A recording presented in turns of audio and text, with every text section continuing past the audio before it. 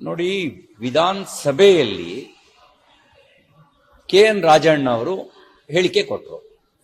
KN Rajanna not only for MLA, he is one of the senior most leader, he is a minister. ಅವರು ನಮ್ಮ ಸಿದ್ದರಾಮಯ್ಯನವರ ಸಚಿವ ಸಂಪುಟದ ಹಿರಿಯ ಸಚಿವ. ವಿಧಾನಸಭೆಯಲ್ಲಿ ಕೊಡುವ ಸ್ಟೇಟ್ಮೆಂಟು ಅದು ದಾಖಲಾಗತ್ತೆ. ಅದನ್ನು ಆಧರಿಸಿಯೇ ಸರ್ಕಾರ ತನಿಖೆಗೆ ಆದೇಶ ಮಾಡಬೇಕಾಗಿತ್ತು. ಮತ್ತೆ ವಿಧಾನ ಪರಿಷತ್ನಲ್ಲಿ ನಾವು ವಿಷಯವನ್ನು ಚರ್ಚೆ ಮಾಡಿದಾಗ ನಮ್ಮ chief minister he has made the statement, ನಾವು ಉನ್ನತ ಮಟ್ಟದ ತನಿಖೆ ನಡೆಸ್ತೀವಿ ಅಂತ ಚೀಫ್ ಮಿನಿಸ್ಟರ್ ಹೇಳಿದ್ರು ಸಿದ್ದರಾಮಯ್ಯನವರು. ಇದಕ್ಕಿಂತ ಇನ್ನೇನು ಬೇಕು? ಮತ್ತೊಂದು ದೂರು ಕೊಡೋ ಅವಶ್ಯಕತೆ ಏನಿದೆ? ವಿಧಾನಸಭೆಗೆ ಗೌರವ ಇಲ್ವಾ? ವಿಧಾನಸಭೆಯಲ್ಲಿ ಕೊಡೋ ಹೇಳಿಕೆಗೆ ಏನು ಬೆಲೆ ಇಲ್ವಾ? ಹೇಳಿಕೆ ಕೊಟ್ಟರವ್ರೇನು ಹಾದಿ ಬೀದಿಲಿ ಕೊಟ್ಟಿದ್ದಾರೆ ಹೇಳಿಕೆನ?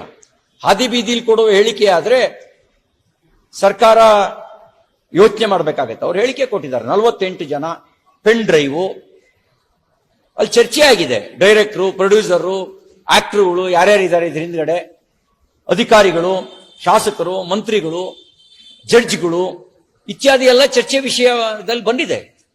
ಇಷ್ಟು ಗಂಭೀರವಾಗಿರ್ಬೇಕಾದ್ರೆ ನ್ಯಾಯಾಂಗ ಹಾಲಿ ನ್ಯಾಯಾಧೀಶರ ನೇತೃತ್ವದಲ್ಲಿ ತನಿಖೆ ಮಾಡಿಸೋದಕ್ಕೆ ಅಡ್ಡಿ ಏನು? ಸತ್ಯ ಹೊರಗಡೆ ಬರಲಿ, ಯಾರು ತಪ್ಪು ಮಾಡಿದ್ದಾರೆ ಅಂತ ಗೊತ್ತಾಗ್ಲಿ, ಮಾಡ್ಬೇಕಲ್ಲ. ಅದ್ರ ಆಧಾರದಲ್ಲೇನೆ ತನಿಖೆ ಮಾಡಿಸ್ಬೋದಲ್ಲ.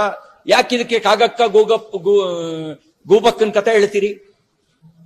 ಇಚ್ಛಾಶಕ್ತಿ ಇದ್ರೆ ಅವ್ರ ಹೇಳಿಕೆಯನ್ನೇ ಆಧರಿಸಿ ತನಿಖೆಗೆ ಆದೇಶ ಮಾಡಿ. ನಾಲ್ಗೆಗೆ ಎಲುಬಿಲ್ಲ ಅಂತ ಬಹಳ ಹಿಂದಿನ ಗಾದೆ. ಇವತ್ತಿಗೂ ಯೂಟ್ಯೂಬ್ನಲ್ಲಿ ಸನ್ಮಾನ್ಯ DK ಶಿವಕುಮಾರ್ ಅವರು ಏನ್ ಹೇಳಿಕೆ ಕೊಟ್ಟರು ಅನ್ನೋದು ಈ ಗಳಿಗೆಗೂ ಲಭ್ಯ ಇದೆ. ನೀವೇ ಟೆಲಿಕಾಸ್ಟ್ ಮಾಡಿದಿರಿ. ಏನ್ ಹೇಳಿದ್ರು? ಪತ್ರಕರ್ತ ಪ್ರಶ್ನೆ ಕೇಳಿದ, ರಿಲಿಜಿಯಸ್ ಬೇಸ್ಡ್ ರಿಸರ್ವೇಶನ್ಗೆ ಸಂವಿಧಾನ ಒಪ್ಕೊಂಡಿಲ್ಲ. ಅವಾಗ ಇವ್ರು ಏನ್ ಹೇಳಿದ್ರು? Let us see, let us watch, somebody going to the court, we know about that. ಇವ್ರು ಕೊಟ್ಟ ಹೇಳಿಕೆ. Good days will come, we will be changing the constitution. ಯಾರು ಹೇಳಿದ್ದು? DK ಶಿವಕುಮಾರ್ ಅವರು ಹೇಳಿದ್ದು. ಒಂದ್ ವೇಳೆ ಈ ಮಾತನ್ನ ಬೇರೆ ಯಾರಾದ್ರೂ ಬೇರೆ ಪಕ್ಷದವ್ರು ಹೇಳಿದ್ರೆ ಇಷ್ಟೊತ್ತಿಗೆ ಆಕಾಶ ಭೂಮಿ ಒಂದು ಮಾಡಿರೋರು. ಒಂದು ವೇಳೆ ನ್ಯಾಯಾಲಯ ವಿರುದ್ಧವಾಗಿ ತೀರ್ಪು ಕೊಟ್ರೆ ನಾವು ಸಂವಿಧಾನ ಬದಲಾಯಿಸ್ತೀವಿ ಅನ್ನೋ ಮಾತನ್ನ ಉಪಮುಖ್ಯಮಂತ್ರಿ KPCC ಅಧ್ಯಕ್ಷರಾಗಿರ್ತಕ್ಕಂಥ DK ಶಿವಕುಮಾರ್ ಅವರು ಹೇಳಿದ್ದು ಈ ಗಳಿಗೆಗೂ ಯೂಟ್ಯೂಬ್ ನಲ್ಲಿ ಲಭ್ಯ ಇದೆ. ಸತ್ಯ ಏನು ಸುಳ್ಳು ಏನು ಅನ್ನೋದಕ್ಕೆ ಅಂಗೈ ಉಣ್ಣಿ ಕನ್ನಡಿ ಹಿಡಿಯಾಗಿ ಹಿಡಿಬೇಕಾಗಿಲ್ವೋ? ಹಾಗಾಗಿ ಅವರೇ ಹೇಳಿಕೆ ಕೊಟ್ಟ ಹೇಳಿಕೆಯನ್ನೇ ಇನ್ನೊಂದ್ಸರಿ ಅವರು ಕೇಳಲಿ, ಇನ್ನೊಂದ್ಸರಿ ನೋಡ್ಲಿ. ಸತ್ಯ ಅವರಿಗೆ ಸ್ಪಷ್ಟವಾಗಿ ಗೊತ್ತಾಗತ್ತೆ. ಮತ್ತೆ ನೋಡಿ, ಕಾಂಗ್ರೆಸ್ನ DNA ನಲ್ಲೇ ಸಂವಿಧಾನ ವಿರೋಧಿಯಾಗಿರ್ತಕ್ಕಂಥ ಮೆಂಟಾಲಿಟಿ ಇದೆ. ಆರ್ಟಿಕಲ್ 370 ಅಂಬೇಡ್ಕರ್ ವಿರೋಧ ಮಾಡಿದ್ರು, ನೆಹರು ಆರ್ಟಿಕಲ್ 370 ಇಂಪೋಸ್ ಮಾಡಿದ್ರು. ಸಮಾನ ನಾಗರಿಕ ಸಂಹಿತೆ ಅಂಬೇಡ್ಕರ್ ಅವರು ಡೈರೆಕ್ಟಿವ್ ಆಫ್ ಪ್ರಿನ್ಸಿಪಲ್ಸ್ ನಲ್ಲಿ ಸೇರಿಸಿದ್ರು. ಇವತ್ತಿನವರೆಗೂ ಅವರು ಅದನ್ನು ಅನುಷ್ಠಾನ ಮಾಡಲಿಲ್ಲ. ಬಿಜೆಪಿ ಅದನ್ನು ಅನುಷ್ಠಾನ ಮಾಡುತ್ತೆ ಎಂದು ಇವರು ವಿರೋಧ ಮಾಡ್ತಾರೆ. 1986 Rajiv Gandhi was prime minister. ಆಗ ಶಾಬಾನು ಪ್ರಕರಣ ಆಯ್ತು. ಸುಪ್ರೀಂ ಕೋರ್ಟ್ ಜಡ್ಜ್ಮೆಂಟ್ ಕೊಡ್ತು ಶಾಬಾನು ಅವರಿಗೆ ಜೀವನಾಂಶ ಕೊಡಬೇಕು ಅಂತ ಹೇಳಿ. ಅದರ ವಿರುದ್ಧ ಸಂವಿಧಾನಕ್ಕೆ ತಿದ್ದುಪಡಿ ತಂದು ಸಂವಿಧಾನದ ಆಶಯಕ್ಕೆ ವಿರುದ್ಧವಾಗಿ ವರ್ತನೆ ಮಾಡಿದ್ದು ಕಾಂಗ್ರೆಸ್ ಪಾರ್ಟಿ. ಒಂದು ಭಾಷಣದಲ್ಲಿ AICC ಪ್ರೆಸಿಡೆಂಟ್ ಶ್ರೀ ಮಲ್ಲಿಕಾರ್ಜುನ್ ಖರ್ಗೆ ಅವರು ಈ ದೇಶದ ಸಂಪತ್ತನ್ನು ಬಡವರಿಗೆ ಹಂಚ್ತೀವಿ ಅಂತ ಹೇಳಿಲ್ಲ, ಈ ದೇಶದ ಸಂಪತ್ತನ್ನ ಮುಸಲ್ಮಾನರಿಗೆ ಹಂಚ್ತೀವಿ ಅಂತ ಹೇಳಿದ್ರು. ಈಗ ಮೀಸಲಾತಿ, ರಿಲಿಜಿಯಸ್ ಬೇಸ್ಡ್ ರಿಸರ್ವೇಶನ್ ಸಂವಿಧಾನ ಒಪ್ಪಿಲ್ಲ ಅನ್ನೋದು ಗೊತ್ತಿದ್ದ ನಂತರವೂ ಕೂಡ ಅವರೇನು ಅಮಾಯಕರಲ್ಲ. ನಮ್ಮ chief minister he is constitutional expert, ಸಂವಿಧಾನದ ಬಗ್ಗೆ ಬಹಳ ಜ್ಞಾನ ಇರ್ತಕ್ಕಂಥ ಮನುಷ್ಯ. ಅವ್ರಿಗೆ ಗೊತ್ತಿಲ್ವಾ? ಅಂಬೇಡ್ಕರ್ ಅವರು ಮತೀಯ ಆಧಾರಿತ ಮೀಸಲಾತಿಯನ್ನು ವಿರೋಧಿಸಿದ್ರು ಅಂತೇಳಿ ಸಂವಿಧಾನ ಅದಕ್ಕೆ ಒಪ್ಕೊಳ್ಳಿಲ್ಲ ಅಂತ ಗೊತ್ತಿಲ್ವಾ? ಗೊತ್ತಿದ್ರು ಕೂಡ ವೋಟ್ ಬ್ಯಾಂಕ್ ರಾಜಕಾರಣಕ್ಕೆ ಸಂವಿಧಾನ ವಿರುದ್ಧವಾಗಿರ್ತಕ್ಕಂಥ ಈ ಮತೀಯ ಆಧಾರಿತ ಮೀಸಲಾತಿಯನ್ನು ತಂದಿದ್ದಾರೆ.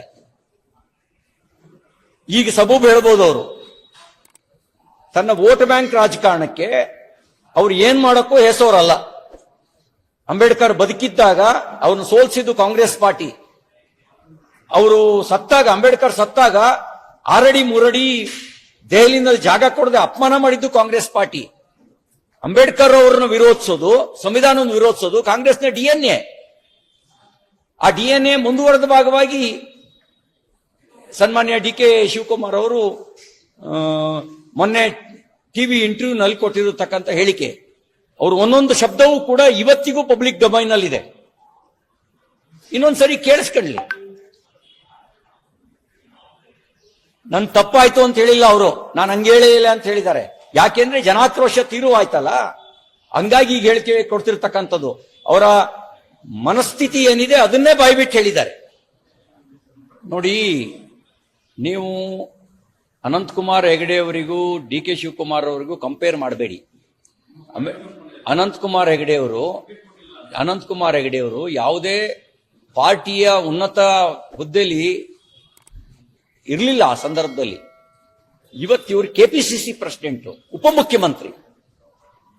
ನೀವು ಎರಡನ್ನು ಕಂಪೇರ್ ಮಾಡಬೇಡಿ. ಮತ್ತೆ ಇಡೀ ಪಾರ್ಟಿ ಅನಂತಕುಮಾರ್ ಹೆಗಡೆ ಅವರು ಕೊಟ್ಟ ಹೇಳಿಕೆಯನ್ನ ನಾವು ಡಿನೇ ಮಾಡಿದ್ವಿ, ಒಪ್ಕೊಂಡ್ಲಿಲ್ಲ ಇಡೀ ಪಾರ್ಟಿ.